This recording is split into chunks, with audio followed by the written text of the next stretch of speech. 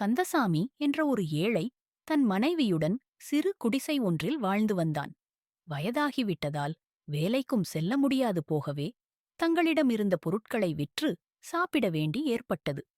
நாட்கள் செல்லச் செல்ல அவர்கள் உண்ண உணவின்றி தவித்தனர்.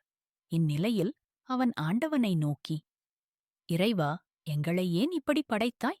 இது இப்படியே நீடித்தால் வறுமை தாங்காது, நாங்கள் இறப்பதைத் தவிர வேறு வழியில்லை என வேண்டினான். அவன் மீது இரக்கம் கொண்ட இறைவன் அவன் முன் தோன்றி அவனின் குறைகளைத் தீர்க்க அவனுக்கு வாத்து ஒன்றை பரிசளித்தார்.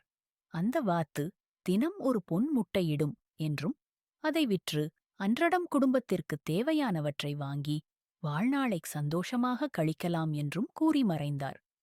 வாத்து தினம் ஒவ்வொரு பொன் முட்டையிட அவர்கள் அதனை விற்று வாழ்கையை இனிதாகக் கழிந்தனர்.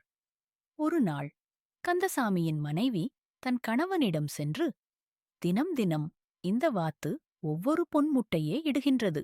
இப்படியே இருந்தால் நாம் எப்படி பெரிய பணக்காரராவது என்று சொல்லி, இந்த வாத்தின் வயிற்றில் இருக்கும் எல்லா முட்டைகளையும் நாம் எடுத்தால் அதை விற்று பெரிய பணக்காரர் ஆகிவிடலாம் என்று ஒரு உபாயம் சொன்னாள். இதைக் கேட்ட கந்தசாமிக்கும் அது சரியெனத் தோன்றியது. உடனே கந்தசாமி அந்த வாத்தைப் பிடித்து வாத்தின் வயிற்றில் இருக்கும் எல்லா முட்டைகளையும் எடுக்க வாத்தைக் கொன்று அதன் வயிற்றைக் கிழித்தான். ஆ, என்ன ஆச்சரியம்! அந்த வாத்தின் வயிற்றில் ஒரு முட்டையுமே இருக்கவில்லை. அதன் வயிறில் மற்றைய வாத்துகள் போல் வெறும் வெறும் குடலே இருந்தது கண்டு ஏங்கினர். தினம் ஒரு பொன் முட்டையிட்ட வாத்து இறந்துவிட்டதால் வறுமை அவர்களை மீண்டும் சூழ்ந்து கொண்டது.